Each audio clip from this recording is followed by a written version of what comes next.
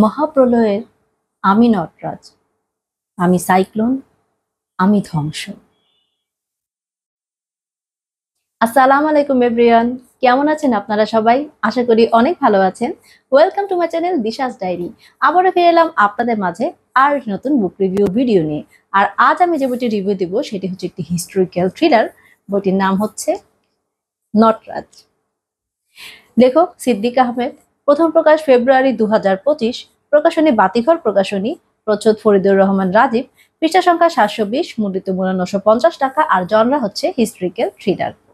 তো প্রথমে আমি বইয়ের ফ্ল্যাপটুকু পড়ে নিচ্ছি, যদিও ছোট ফ্ল্যাপ, মানে বড় ফ্ল্যাপটা তো দিন ধরে এখানে পড়ছি সেজন্য বললাম ছোট ফ্ল্যাপ। এবং এটা অ্যাকচুয়ালি কথা সাহিত্যিক এবং কার্টুনিস্ট আহসান হাবিবের মানে বলা কথা। উনি এই বইটার ব্যাপারে যা বলেছেন সেটাই আর কি ফ্ল্যাপেতে লেখা আছে, তা সেটাই আমি পড়ে শোনাচ্ছি। সিদ্দিক আহমেদের লেখায় সব সময় ঐতিহাসিক একটা আবহ থাকেই। তার এবারে ঝিলার উপন্যাসেও এর ব্যতিক্রম হয়নি। ঐতিহাসিক নটরাজ মূর্তির খোঁজে একদল লোক গেল বান্দরবানে। ভারত থেকে এলো আরেকটি অনুসন্ধানী দল। মাঝখানে মূর্তিমান দুষ্ট গ্রহের মতো এসে দাঁড়ালো এক বিদেশি। শুরু হলো এক জটিল থ্রিলার গল্প। টান টান উত্তেজনায় গল্পটা ক্লিফ হ্যাঙ্গার হতে গিয়েও যেন হলো না। শেষ পর্যন্ত আমরা পেয়ে গেলাম পরিপূরক থ্রিলার গল্প। জানতে পারলাম চোলা সাম্রাজ্যের শেষ মূর্তিটার কি পরিণতি হয়েছিল। সাসপেন্স, টেনশন আর অ্যাকশন মিলে উত্তেজনাপূর্ণ রোমাঞ্চকর একটি গল্প এই নটরাজ। পাঠকদের ভালো না লাগার কোনো কারণ নেই। হ্যাঁ, এটা অবশ্য বলাই যায়, কারণ পাঠক দেখলাম যে রিভিউ, বেশিরভাগ রিভিউতে দেখলাম সবার কাছে এটা ভালো লেগেছে, এবং যেটা সত্যি কথা আমি প্রথমে বলে নিলাম আমার কাছেও ভালো লেগেছে। আচ্ছা, আমি রিভিউটি শুরু করছি। নটরাজ বইটির কাহিনী দুইটি টাইমলাইনে বিভক্ত। একটি টাইমলাইনে উঠে এসেছে অতীতের কথা, আরেকটি টাইমলাইনের কাহিনীর আবির্ভাব হয়েছে বর্তমানকে ঘিরে। প্রথমে এই দুটি টাইমলাইনের ব্যাপারে কিছুটা ধারণা দেই আমি। তো প্রথমে বলবো অতীত টাইমলাইন নিয়ে, যেখানে উঠে এসেছে চোলা সাম্রাজ্যের কাহিনী। চোলা সাম্রাজ্য আর পাণ্ড্য সাম্রাজ্য দুজন দুজনের জনম জনমের শত্রু। তাদের মধ্যে যুদ্ধ বিগ্রহ লেগেই থাকে। শেষবার যখন যুবরাজ আদিত্য কারিকালান পাণ্ড্য রাজাকে পরাজিত করলো, তখন পাণ্ড্যদের একটা বিশেষ জিনিস সে নিয়ে গিয়েছিল, একটা মূর্তি। সেই মূর্তিটা তিনি এমন ভাবে সংরক্ষণের চেষ্টা করেন যে এটা করলে এই মূর্তির হদিস কেউ পাবে না। এদিকে চোলা সাম্রাজ্য জুড়ে চলছিল ষড়যন্ত্র, সিংহাসন আর ক্ষমতা হাতিয়ে নেওয়ার জন্য, যেটা আসলে প্রত্যেক সাম্রাজ্যেই হতো আগের দিনে। এবং আসলে কি সিংহাসন আর ক্ষমতা হাতিয়ে আসলে এটা হয় কি, এটা সব মানে আমার মনে হয় যে এটা যুগে যুগে সব সময় আসলে চলে আসছে। সেই চোলা সাম্রাজ্য বলেন বা এখনকার সময় বলেন, এখনো কিন্তু মানুষ এই ক্ষমতা নিয়ে মানে ক্ষমতা হাতিয়ে নেওয়ার জন্য লড়াই করছে, আসলে ষড়যন্ত্র করছে। তো আদিত্য তার বাবার কোনো খোঁজ পাচ্ছিল না, তাই তার বিশ্বস্ত সহযোগীকে পাঠিয়ে অনেক গুরুত্বপূর্ণ কিছু তথ্য পেল। ক্ষমতার জন্য রক্ত রক্তের শত্রু হয়ে যায়। আদিত্য নিজ চাচা, যাকে সবাই ভদ্রলোক ধার্মিক মানুষ বলে জানতো, সেই ক্ষমতা লোভে ষড়যন্ত্র করা শুরু করেছে। কিন্তু প্রকৃত রাজা তো তাকেই বলে যে তার প্রজাদের রক্ষা করার জন্য নিজের ক্ষমতা ত্যাগ করে দিতে পারে, যেটা নাকি একচুয়ালি আদিত্য করতে চেয়েছিল। আসলে তো সেই প্রকৃত রাজা, কিন্তু তার চাচা, যাকে সবাই মানে ভদ্রলোক ও ধার্মিক বলে জানতো, সে পর্যন্ত ক্ষমতার জন্য ষড়যন্ত্র করা শুরু করেছে। আসলে ক্ষমতার লোভটা মানুষের কিরকম হতে পারে, মানে মানুষকে একটা ক্ষমতার লোভ বা টাকা পয়সার লোভ, এটা যে একটা মানুষকে কি থেকে কি বানিয়ে দিতে পারে বা কতটা খারাপ পর্যায়ে মানুষ যেতে পারে, এটাই আসলে মানে এখানে দেখানো হয়েছে। তো ওদিকে পাণ্ডবরা তাদের বিশেষ বস্তু হারিয়ে পাগল হয়ে যাচ্ছিল প্রায়। ভারতীয় রাজাবাসাদের কাছে তাদের ধর্মই সবচেয়ে বড় থাকে। তাদের প্রধান কাজে থাকে দেবতা বা তার সাথে সংশ্লিষ্ট জিনিসপত্রকে রক্ষা করা। আর তাই নিজেদের কুল দেবতাকে হারানোর পরে সেটাকে উদ্ধার করার জন্য বিশেষ কয়েকজনকে তৈরি করে পাণ্ডবরা। আদিত্যকে মেরে তবেই সে মূর্তি উদ্ধার করতে হবে, কারণ মূর্তির খবর তো একমাত্র আদিত্যই জানে। এবং আদিত্য তাদের শত্রু, তারা চাচ্ছে যে আদিত্যকে মেরে মূর্তিটা উদ্ধার করবে। এবং এটা ঠিক যে ভারতীয়দের কাছে কিন্তু আসলে তাদের মানে যারা হিন্দু, মানে এখানে তো চোলারা তো হিন্দুই ছিল, তো চোলা পাণ্ডব মানে দুইটাই আসলে হিন্দু ছিল, দুই ধর্মে মানে দুই গোত্রে আসলে হিন্দু ছিল। তো তাদের কাছে কিন্তু অ্যাকচুয়ালি তাদের কুল দেবতা বা দেবতার সাথে সংশ্লিষ্ট সবকিছু আসলে অনেক বেশি মানে মূল্যবান থাকে। তাদের কাছে এটা অনেক গুরুত্বপূর্ণ থাকে। এটাকে বাঁচানোর জন্য, এসব জিনিস বাঁচানোর জন্য তারা আসলে যে কোনো পর্যায়ে যেতে পারে। মানে এগুলো না থাকলে তারা এগুলো যদি কোনো কিছু ক্ষতি হয় এগুলোর, বা কেউ যদি ছিনিয়ে নিয়ে যায়, তাহলে তারা আসলে প্রায় পাগল হয়ে যায়। তো এখানে এটাই আর কি দেখানো হয়েছে যে সেই মূর্তিটা উদ্ধার করার জন্য আসলে তারা কি করছিল। তো রক্তের খেলা শুরু হয়ে যায় চারপাশে। আদিত্য শেষ পরিণতি আদিত্যের কাছের বন্ধু সেনাপতি ভান্দিয়া দেবান মেনে নিতে পারে না। আদিত্যর দেওয়া শেষ কাজ সমাধা করার জন্য তৎপর হয়ে ওঠে সে। তার সাথে যুক্ত হয় আদিত্য ছোট ভাই অরুণমোঝি। বিপ্লব আর ক্ষমতা দখলের এই লড়াইয়ে সব পক্ষেরই অনেক রক্তক্ষয় হয়, কিন্তু এতে কোন পক্ষ জেতে, কে রাজত্ব করে এই সাম্রাজ্যের? সবচেয়ে বড় কথা, এটা বিস্তৃত হয়ে বাংলায় কি করে ছড়িয়ে পড়লো, কি সংযোগ ছিল বাংলার সাথে? সত্যটা বিস্ময়ে চমকে ওঠার মতোই। অ্যাকচুয়ালি চোলা সাম্রাজ্য যখন ছিল মানে ইন্ডিয়াতে, তো তখন অ্যাকচুয়ালি কিন্তু ভারত মহাদেশ যেটা ছিল সেটা কিন্তু ভারত, পাকিস্তান, বাংলাদেশ মানে এগুলো সব মিলিয়ে ছিল। তা ওই যুগে কিন্তু অ্যাকচুয়ালি মানে ওই ভারতের সাথে দক্ষিণ ভারতের সাথে বাংলার সম্পর্কটা অস্বাভাবিক কোনো কিছু ছিল না। কিন্তু তারপরেও বাংলা থেকে দক্ষিণ ভারত তো যথেষ্ট দূরে, মানে কিভাবে কেন হয়েছিল সেটাই আসলে এই মানে কাহিনীতে উঠে এসেছে। তো এবার আমি বর্তমান টাইমলাইনের কথা বলি। বইয়ের একদম শুরুতে আমরা দেখতে পাই 3 বন্ধু বাংলাদেশের পাহাড়ি এলাকায় ঘুরতে গিয়েছিল। তরুণ প্রাণ মানেই চঞ্চল, রক্ত গরম। তারা কারো মানাই শুনে না, তাই সেনাবাহিনী আর গাইডের নিষেধ থাকা সত্ত্বেও তারা এক নিষিদ্ধ জঙ্গলে প্রবেশ করে। তাদের একজনই হঠাৎ করে তার অজান্তেই আবিষ্কার করে ফেলে ইতিহাসের অন্যতম এক প্রাচীন নিদর্শন, একটি মূর্তি। ইতিহাস তাকে নটরাজ নামে চেনে। সেই ছেলে সেই মূর্তির ছবি তুলে ফেসবুকে আপলোড করে দেয়। অনলাইনে সেই ছবি খুব দ্রুত ছড়িয়ে পড়ে। এমন কিছু মানুষের কাছে ছবির খবর পৌঁছে যায় যারা প্রত্নতত্ত্বের এরূপ নিদর্শনে বিস্মিত হয়। নিজেদের জ্ঞান বুদ্ধি দিয়ে প্রাচীন কোনো সভ্যতা খুঁজে বের করে, আবার এদের মধ্যেই এমন কিছু মানুষ রয়েছে যারা টাকার লোভে এসব নিদর্শন চুরি করে ধনীদের কাছে বিক্রি করে দেয়।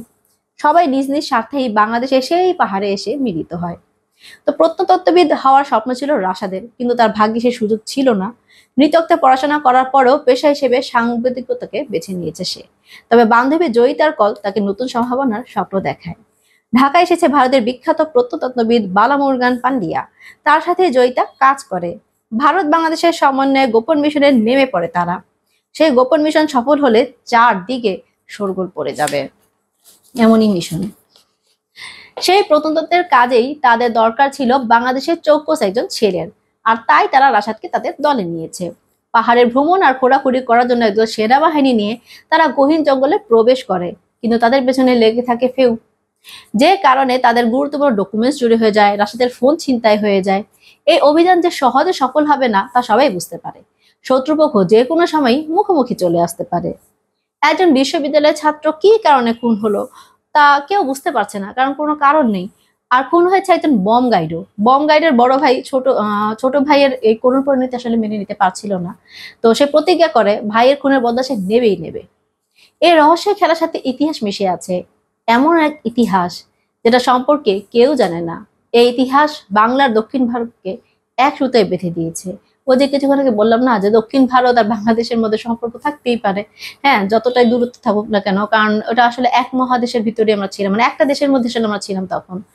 মানে ব্রিটিশরা যাওয়ার আগ পর্যন্ত, ব্রিটিশরা যাওয়ার পরে না এটা ভাগ হয়েছে, এছাড়া এর আগে তো আমরা একসাথেই ছিলাম। তো সিদ্দিক আহমেদের নটরাজ বইটি এর আগেও প্রকাশিত হয়েছিল, তখন বইয়ের পৃষ্ঠা সংখ্যা ছিল মাত্র 122। নতুন করে বইটি প্রকাশিত হয়েছে বিশাল কলেবরে। 720 পৃষ্ঠার বইতে লেখক ইতিহাস আর বর্তমানের সুন্দর সমন্বয় ঘটিয়েছেন। লেখকের কল্পনা, লেখনী, ভাবনা চিন্তা প্রশংসার যোগ্য। হ্যাঁ, আমি এটা সবসময় বলছি, সিদ্দিক আহমেদের লেখনী, ভাবনা চিন্তা আসলে ওনার বইগুলি আমার কাছে না মানে অনেক ভালো লাগে। বেশিরভাগ বই মানে এই ইতিহাস নিয়ে উনি লিখেছেন, ঐতিহাসিক পটভূমিকে কেন্দ্র করে। তো এই বইটা নাকি প্রথমে 122 পৃষ্ঠা ছিল। এই বইটার নাম আমি অনেক আগেই শুনেছিলাম, মানে আমার ইচ্ছা ছিল যে বইটি পড়বো, তা ভালো হয়েছে আগে পড়িনি। কারণ তাহলে তো 122 পৃষ্ঠার বই পড়ার পরে দেখা যেত যে এটা বড় একটা কলেবরে বের হলেও আমার হয়তো পড়তে মন চাইতো না, কারণ ভাবতাম যে কাহিনীটা আমি জানি। হ্যাঁ, তো সে 122 পৃষ্ঠার বই সে 720 পৃষ্ঠা বাড়িয়েছে, তার মানে সেটা কতটা মানে ডিটেলসে কাহিনীটা এসেছে। মানে এখানে অতীতের কাহিনী, বর্তমানের কাহিনী, এটা ইতিহাস, হ্যাঁ, সবকিছু মানে বিশদভাবে বর্ণনা করা হয়েছে এবং সুন্দরভাবে বর্ণনা করেছেন লেখক, যেটা আমার কাছে অনেক ভালো লেগেছে। যে বইটি ইতিহাস আর বর্তমান সময় পাশাপাশি চলে, সেখানে আমার মনে হয় কি ঐতিহাসিক ঘটনাবলী কিছুটা এগিয়ে থাকে। গল্পের মধ্যে আসলে ইতিহাসের বয়ানের কারণেই সম্ভবত এটা হয়। আর আমি তো এমনিতেও প্রাচীন ইতিহাস অনেক পছন্দ করি। তো আমার কাছে না মানে সবসময় ইতিহাসটাই বেশি টানে। যদি বর্তমান আর ইতিহাস মানে একসাথে থাকে তাহলে দেখা যায় কি ঐতিহাসিক যে ঘটনাটা না, ওটার দিকে আমার বেশি মনোযোগ থাকে। ওইটাতে কি হচ্ছে ওটাই আমি আসলে জানার জন্য বেশি আগ্রহী থাকি। তো আম এখানে আমার কাছে আসলে ঐতিহাসিক উপাখ্যানটাই তো বেশি ভালো লেগেছে, আমি বললামই। তো লেখক যেভাবে আসলে রাজা, রাজ্য, রাজনৈতিক ঘটনাবলী, যুদ্ধ, ষড়যন্ত্র এসবের ব্যাখ্যা করছিলেন, মনে হচ্ছিল চোখের সামনে সব দেখছি। মানে লেখকের লেখনী অনেক সুন্দর ছিল, যে কারণে ইমাজিন করতে খুব মানে সহজ হয়েছে আমার কাছে, মানে আমার কাছে সহজ লেগেছে। আমার মনে হচ্ছে যে চোখের সামনে আমি দেখছি সবকিছু ইতিহাস। আসলে ইতিহাস দেখার জন্য মানে আমি যদি নিজের মন দিয়ে দেখতে চাই কিছু, তাহলে আমার মনে হয় আমার কাছে সবচেয়ে বেটার হচ্ছে ঐতিহাসিক বই। যখন ঐতিহাসিক বই পড়ি তখন আমি সেই জিনিসগুলি সামনে দেখি যেগুলো হয়তো আমি কখনো দেখিনি সামনে। কিভাবে দেখবো, এত আগের যুগের সময় তো আমি তার ছিলাম না, ঠিক না? সেটা আমি নিজের মন মতো একটা যেরকম বর্ণনা দেন লেখক সেই রকম ভাবে চিন্তা করি। তা এটা তো অবশ্যই লেখকের একটা কৃতিত্ব আছে, উনি বর্ণনাটা সেরকম দিয়েছেন বলেই তো আমি সেরকম ভাবে ইমাজিন করতে পেরেছি। তো লেখকের বর্ণনা শৈলীতে আসলে আমি মুগ্ধ। ওনার যতগুলি বই পড়েছি সবগুলিতে ওনার বর্ণনা শৈলী দারুণ ছিল, খুব সাবলীল ভাবে উনি ঐতিহাসিক পটভূমি রচনা করেছেন। আর ওনার বেশিরভাগ বই আসলে ঐতিহাসিক পটভূমির উপর লেখা, যেটা কিছুক্ষণ আগে আমি বললাম, যেমন ধনুর্ধর, দশগ্রীব, তারপর আরেকটা ছিল, হ্যাঁ, স্বর্ণবাজ। আমি এই কয়টা বই আসলে পড়েছি, মানে ওনার আরো বই আছে, আমি এই কয়টা বই পড়েছি। প্রত্যেকটা বই অ্যাকচুয়ালি ঐতিহাসিক পটভূমিতে লেখা ছিল এবং উনি খুব সুন্দর করে লিখেছেন। মানে উনি এই ধরনের কাহিনীগুলো না ঐতিহাসিক পটভূমিটা যে নিয়ে আসেন না, মানে আমার কাছে খুব ভালো লাগে। উনি অনেক সুন্দর করে মানে বর্ণনা করেন ঐতিহাসিক পটভূমি নিয়ে। এবং আমার বললাম না যে আমার তো ইতিহাস মানে প্রাচীন ইতিহাস নিয়ে লেখা বইগুলি পড়তে ভালো লাগে, সেই কারণে আমি বইগুলি পড়েছি এবং আমার কাছে আসলে অনেক ভালো লেগেছে। উনি খুব সুন্দর করে বর্ণনা করতে পারেন। তো বর্তমানের কথা যদি বলি তাহলে বলবো বর্তমান সময়টা ঐতিহাসিক সময়ের তুলনায় পিছিয়ে ছিল। বর্তমান সময় আসলে চলমান প্রক্রিয়ার সাথে মানে প্রক্রিয়ার সাথে সাথে চোলা সাম্রাজ্য আর পাহাড়িদের নিয়ে আলোচনা করা হয়েছে। বর্তমান সময়টা আসলে কি নিয়ে ছিল, ওইখানে ধরেন মানে চোলা সাম্রাজ্যের কথা তো এসেছে, কারণ চোলা সাম্রাজ্যের একটা জিনিসই তো তারা উদ্ভাবন, মানে চোলা সাম্রাজ্য পান্ড্য সাম্রাজ্যের সাথে যুক্ত একটা জিনিসই কিন্তু তারা আসলে মানে খুঁজতে এসেছিল বাংলাদেশের মানে বান্দরবনে। তো সেজন্য কিন্তু অ্যাকচুয়ালি মানে চোলা সাম্রাজ্যের কথাটাও এসেছে। ইতিহাসটা একটা আছেই, মানে ইতিহাস যেটা ছিল সেটাতে তো চোলা সাম্রাজ্যের মানে একদম ডাইরেক্ট যেটা বর্ণনা সেটাই ছিল, কিন্তু মানে তাদের কথার মধ্যে কিন্তু চোলা সাম্রাজ্যের ইতিহাস আসছিল। আর বেশি বেশি যেটা ছিল সেটা ছিল পাহাড়িদের নিয়ে কথা, যেহেতু বান্দরবনে পাহাড়িরা থাকে, এটা পাহাড়িদের এরিয়া, তো ওইটা এসেছিল। তো লেখক এখানে আসলে বাঙালিদের সাথে পাহাড়িদের যে বিরোধ নিয়ে মানে আছে আসলে, ওই বিরোধ নিয়ে আসলে বিশাল আলোচনা করেছেন। পাহাড়ে সেনা শাসনের বিরুদ্ধে শান্তি বাহিনীর অবস্থান, কিংবা কেন এই সেনাবাহিনী এত কড়া অবস্থানে রয়েছে তা নিয়ে রাশাদ আর সেনাবাহিনীর প্রধানের যে যুক্তিতর্ক ছিল সেটা আসলে আমি বেশ ভালো উপভোগ করেছি। অ্যাকচুয়ালি হয়েছে কি, পাহাড়িদের নিয়ে না আমি বেশি কিছু জানতাম না, কিন্তু এই বই পড়ে আমি আসলে না আমি অনেক কিছু জেনেছি। আর যে জিনিসটা আমি বলবো যে সেটা হচ্ছে পাহাড়িদের নিয়ে যে লেখা ছিল না, ওইটা আসলে প্রথম দিকে আমাকে অতটা আকৃষ্ট করতে পারেনি, কারণ আমার মূল আকর্ষণটা ছিল ওই যে চোলা সাম্রাজ্য। মানে আমার তো আবার প্রাচীন ইতিহাস বেশি ভালো লাগে, তো ওইটার জন্য না এই কাহিনীটা আমার একটু ফিকে লেগেছে। মানে এটা আসলে দেখা যেত কিন্তু তাড়াতাড়ি করে ভাবতাম কি যে পড়ে চলে যায়, কিন্তু তারপরে আমি পড়েছি। এবং আমার আরেকটা জিনিস মনে হয়েছে যেটা, সেটা হচ্ছে যে চোলা সাম্রাজ্য ঠিক আছে সেটা তো জানলামই, কিন্তু পাহাড়িদের নিয়ে এইসব জিনিস কিন্তু আসলে আমার মনে হয় কি, এই পাহাড়িদের যে কাহিনীটা আছে না, এটা আসলে আমার মনে হয় না কোনো লেখক লিখেছে, বা লিখলেও আমি আমি অন্তত পড়িনি। মানে নন ফিকশনের কথা বলছি না, ফিকশনের কথাই বলছি। এটা তো ফিকশন ছিল। তো এইখানে না মানে ফিকশন হলেও পাহাড়িদের নিয়ে যেসব সমস্যা রয়েছে বা যা যা হয়েছে, মানে যে ধরনের সমস্যা ছিল প্রথম থেকে, সেই ইতিহাসটা কিন্তু সুন্দরভাবে বর্ণনা করেছে। রাশাদ আল যে সেনাপ্রধান ছিল, সেনাবাহিনী প্রধান ছিল, ওনার মধ্যে যেটা যুক্তিতর্ক হয়েছে, মানে বোঝা গেল যে মানে ওটাতে আমার কাছে খুব ভালো লেগেছে এই কারণে যে দুজনের দিক থেকে না যুক্তি দিয়েছে। মানে একজন তার দিক থেকে আর্মিদের দিক থেকে, শান্তি বাহিনীর দিক থেকে, আরেকজন হচ্ছে মানে মানে একজন পাহাড়িদের দিক থেকে, তো আরেকজন হচ্ছে সেনাদের দিক দিয়ে, মানে সেনাবাহিনীর দিক দিয়ে। তো এই জিনিসটা আমার কাছে মানে ভালো লেগেছে যে দুই দিক থেকে আসলে দুই দিক দিয়েই যে সমস্যা ছিল বা কারা ঠিক ছিল বা কারা বেঠিক, আসলে এটা আমি বলবো না, কারণ আমি তো ছিলাম না। যতটুকু পড়েছি ততটুকু পড়ে যা মানে বুঝেছি যে আসলে এখানে এক হাতে তো তালি বাজে না, দোষ হতো দুই পক্ষেরই ছিল। কিন্তু ভালো লেগেছে যে পাহাড়িদের সম্বন্ধে আসলে আমি অনেক কিছু জানতে পারলাম এই বই পড়ে, যেগুলো আসলে পাহাড়িদের সম্পর্কে আমার কোনো ধারণাই ছিল না, যেটা সত্যি কথা। তো এই বইতে যেহেতু দুটি টাইম লাইন ছিল, তাই সমাপ্তিও ছিল দুই ধরনের। একটাতে ইতিহাসের সমাপ্তি হয়েছে, যদি ইতিহাসের তো কোনো শেষ হয় না, তো বরং শেষে থেকে নতুন ঘটনা শুরু হয়। তো ওই নতুন ঘটনা শুরু হয়ে কিন্তু শেষ হয়েছে বর্তমান সময়। তো দক্ষিণ ভারতের চোল আর পান্ড্য রাজ্যের সাথে এই বাংলা সংযোগ কিভাবে ছিল তা জানার আগ্রহ লেখক পাঠকের মনে ভালোভাবেই ধরে রাখতে পেরেছেন। দুই অংশের সমাপ্তি সুন্দর ছিল। আসলে লেখক ভালো মতোই মানে পাঠকের মনে এই জিনিসটা আসলে আগ্রহটা ধরে রাখতে পেরেছেন যে দক্ষিণ মানে ভারতের যে চোলা সাম্রাজ্য, পান্ড্য রাজ্য, মানে এটা বাংলার সাথে কিভাবে সংযোগ ছিল। কারণ একটা ইতিহাস পড়লে তো ওই জিনিসটা আসে, যেটা তো কোনোভাবে সংযোগ ছিল না। আর চোলাদের আসলে চোলারা অনেক মানে অনেক আগের ঘটনা, চোলাদের যে ঘটনাটা আসলে হয়েছে কি, যেমন নতুন সময়ে যেসব রাজ্য ছিল সেসবের ব্যাপারে হয়তো আমরা জানতে পারি, যেমন ব্রিটিশদের ব্যাপারে তো আমরা জানি, হ্যাঁ তখন তো পেপার টেপারই বের হতো, সবকিছু আমাদের জানা আছে। এবং এছাড়া যেটা ছিল যেমন মোগলদের সময়, যেটা মোগল সাম্রাজ্য, তো মোগলদের যে সময়টা ছিল ওই সময়ও আমার আমার মনে হয় যে অনেক লেখক ছিল, অনেক কবি ছিল, তারা কিন্তু কাহিনী লিখে রেখেছেন। যেমন মোগলদের সাম্রাজ্য ইন্ডিয়াতে যে ছিল, তখন তো ভারত মহাদেশ, মানে ভারত ভারত যে একটা মানে উপমহাদেশ ছিল, মানে ভারতের মধ্যে তো সব ছিল, পাকিস্তান বাংলাদেশ সব মিলিয়ে তো ভারত, মানে ইন্ডিয়া সব মিলিয়ে কিন্তু ভারত ছিল। তো তখন যে জিনিসটা ছিল যে মানে আরো আমার মনে হয় তখন আরো বিস্তৃত ছিল, আরো যে যেমন আফগানিস্তান বা নেপাল এসব দিকেও আমার মনে হয় রাজ্যটা ছিল। তা ওইটা আমরা জানি, কারণ ওই সময়ের মানে কাহিনীটা না মানে লেখার মধ্যে এসেছে বা কাহিনীটা সংরক্ষণ করা হয়েছে। কিন্তু চোলা সাম্রাজ্য আসলে এটা অনেক আগের ঘটনা।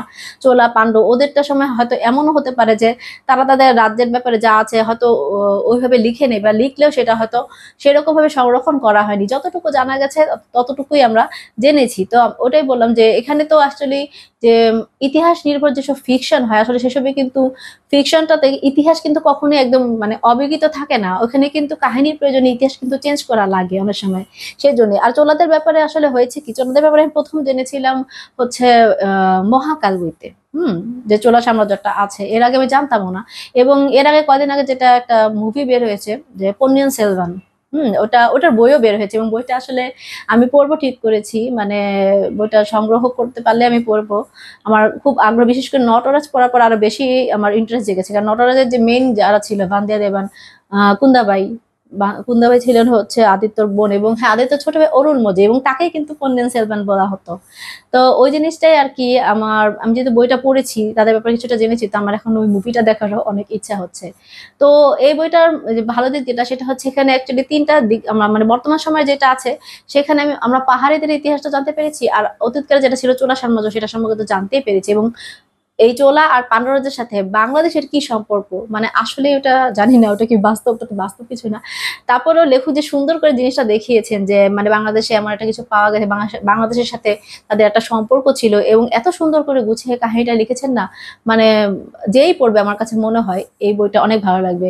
বইয়ের যদি, হ্যাঁ বইয়ের প্রকাশনের এখন কথা বলবো আমি, তা বইয়ের প্রকাশনের কথা যদি বলি, বাতিঘর প্রকাশনী প্রকাশন, এই বইটার মানে কাহিনীটা এত সুন্দর এবং প্রচ্ছদটা, হ্যাঁ আমি বলবো একটা জিনিস আমার কাছে মনে হয় মোটা বই অ্যাকচুয়ালি রাউন্ড রাউন্ড যদি ফিগার হয় না তাহলে সবচেয়ে ভালো হয়, যদি বাঁধাইটা বাইন্ডিংটা রাউন্ড হয়, যেটা চিরকুট প্রকাশনী করে। কেন আমি বলছি, তাহলে ওটা পড়তে সুবিধা হয়, ভেঙে যায় না। কিন্তু এই যে মোটা বইটা যেমন সমান করেছে না, সমান বাইন্ডিং, এটা পড়তে গেলে অনেক সমস্যা হয়, অনেক সময় খুলে খুলে আসে, যদি আবার অনেক সময় আটকেও যায়, মানে সমস্যা হয় একটু। এইটা ছাড়া মানে এমনিতে মানে এই বইয়ের ইয়েতে সমস্যা নেই, মানে কাগজ ভালোই, হ্যাঁ প্রচুরটা সুন্দর হয়েছে, কিন্তু যেটা সবচাইতে বড় সমস্যা সেটা হচ্ছে বানান ভুল।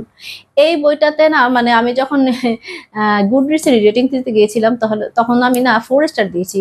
1 স্টার কম কেন, সেটা হচ্ছে বানান ভুলের কারণে। এখানে কিন্তু লেখকের কোনো দোষ নেই, এখানে অ্যাকচুয়ালি প্রুফ রিডারের সম্পাদনের এদের এদের দোষ আছে, সম্পাদক মানে তাদের দোষ আছে, কারণ তারা ঠিক মতো বানানটা ঠিক করেন। আমি বুঝি না, আমি বললাম যে চিরকুট ওদিনও কিন্তু আমি আমি সবসময় বলি যে চিরকুট প্রকাশনীর কিন্তু মানে খুব ভালো হয় ওদের প্রোডাকশনটা, ওদের ওদের সবচাইতে মানে কম বানান ভুল যদি কোনো প্রকাশনী বইতে থাকে সেটা হচ্ছে চিরকুট প্রকাশনী। বানান অনেক মানে বানান ভুল অনেক কম থাকে, কিন্তু এই বাতিঘরের বইটা বাবারে, এই বইটা পড়তে গিয়ে আমি মাঝে মাঝে বুঝতেই পারছিলাম না, কারণ আমি বললাম না অনেক সময় বানান ভুল এমন ভাবে হয় যে এটা একটা অন্য মানে বের করা যায়, মানে এমন বানান ভুলে এমন একটা শব্দ হয় সেটা আবার অন্য মানে হয়। তো এই জিনিসটার জন্য একটু সমস্যা হয়েছে, এবং এটার জন্য আমি বললাম না যে 1 স্টার কম দিয়েছি। তো এমনিতে মানে এই সমস্যাগুলি ছাড়া বইটা ঠিক আছে, আপনারা পড়তেই পারেন, কারণ অনেক সুন্দর একটা বই। এবং আমি বলবো যারা ইতিহাস পছন্দ করেন, ঐতিহাসিক ঘটনা পছন্দ করেন, বা তাদের পাহাড়ি দিনে জানার আগ্রহ আছে, কারণ পাহাড়ি দিনে বললাম না অন্য কোনো বই আছে নাকি আমি জানি না, এই বই থেকে আমি জানতে পেরেছি অনেক কিছু। পাহাড়ি ব্যাপারে যাদের যাদের জানার আগ্রহ আছে, ঐতিহাসিক ঘটনা যারা পছন্দ করেন, তার সাথে টান টান ছিলার কাহিনী যারা পছন্দ করেন, তারা কিন্তু বইটা অবশ্যই পড়ে দেখবেন, কারণ আমি হাইলি রিকমেন্ড করছি, খুব সুন্দর একটা বই। এবং এত মোটা বই, তারপর আমার মনে হয় পড়তে গেলে আপনারা বোরিং ফিল করবেন না, অনেক ভালো লাগবে। আমার কাছে অনেক ভালো লেগেছে, সেজন্য আমি বলছি যে আপনারা যারা মানে এই ধরনের কাহিনী পছন্দ করেন তারা এই বইটা অবশ্যই পড়ে দেখবেন। তো চমৎকার একটা বইয়ের রিভিউতে আমি দিয়ে দিলাম, এখন আপনারা পড়া শুরু করে দিন। Happy reading.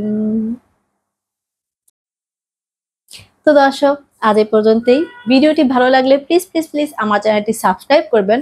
যারা সাবস্ক্রাইব করে ফেলেছেন অলরেডি তাদেরকে তো অনেক অনেক ধন্যবাদ, এবং যারা এখনো সাবস্ক্রাইব করেননি প্লিজ আমার চ্যানেলটি সাবস্ক্রাইব করে দেবেন, আর বেশি বেশি করে লাইক কমেন্ট শেয়ার করবেন, কারণ আপনাদের ভালোবাসা দিয়ে কিন্তু আমার চ্যানেলটি এগিয়ে যাবে। আর আপনাদের যদি কিছু জানার থাকে বা যদি কিছু বলার থাকে বা যদি কোনো রিভিউ চান, তাহলে সেটা কিন্তু অবশ্যই আমাকে কমেন্ট বক্সের মাধ্যমে জানিয়ে দিবেন। আমি কিন্তু আপনাদের কমেন্ট পড়ি এবং রিপ্লাইও দেই, সেটা অবশ্য আপনারা যারা কমেন্ট করেছেন তারা জানেনই। আর আমি বললামই তো যে আপনাদের জন্যই আমি ভিডিও নিয়ে আসি অনেক সমস্যার মধ্যে, বা আমি যত বই যে কম পড়া হচ্ছে তারপর আমি রিভিউ দিই, আমার ভালো লাগে, কারণ রিভিউ দিতে আসলে আমার ভালো লাগে। বই আমার নেশা, এবং রিভিউ দিতে আমার খুব ভালো লাগে, কারণ এটা একটা অভ্যাস হয়ে গেছে যে আসলে একটা বই পড়ে আমার কিরকম অনুভূতি হয়েছে বা আমি কি ভাবি বা কি মনে হয়েছে আমার, আমি সেটা আসলে সবার সাথে শেয়ার করি, এবং ওটা জানার পরে আবার অনেকে বইটা পড়তে আগ্রহ পায় বা বুঝে যে বইটা আসলে আমার সাথে যায় কিনা, আমার ভালো লাগবে কিনা, এই জিনিসটা আপনারা বুঝতে পারেন। তাই জিনিসটা আমার কাছে খুব ভালো লাগে। আর আপনারা আমি তো আবারও নিয়ে আসবো নতুন ভিডিও। ততদিন পর্যন্ত আপনারা ভালো থাকবেন, সুস্থ থাকবেন, আর আমার জন্য অনেক বেশি দোয়া করবেন, কারণ দোয়াটা আসলে অনেক জরুরি। কারণ অনেক বলে না যে আপনার দোয়া দরকার নেই, বা আপনারই অনেকে বলে এই ধরনের জিনিস। আসলে আমি এই কথাটা কখনোই বলি না, কারণ কার দোয়া আল্লাহ কবুল করে নিবে সেটা কেউ বলতে পারে না। তো এই জন্য আমি আপনাদের সবার কাছে দোয়া চাই, আপনারা দোয়া করবেন যেন আমিও ভালো থাকি, আর আপনাদের জন্য ভালো ভালো মানে বইয়ের বা ভালো ভালো কন্টেন্ট নিয়ে আসতে পারি, ভালো মানে যে কোনো বইয়ের ভালোভাবে রিভিউ দিতে পারি। তো আমি আবারও আসবো নতুন ভিডিও নিয়ে। ভালো থাকবেন, সেটা তো দোয়া তো করবেন, সেটা তো বললামই। আর আজকের মতো বিদায় নিচ্ছি। বেশি বেশি বই পড়ুন, সুস্থ সুন্দর সভ্য পৃথিবী গড়ুন। আল্লাহ হাফেজ।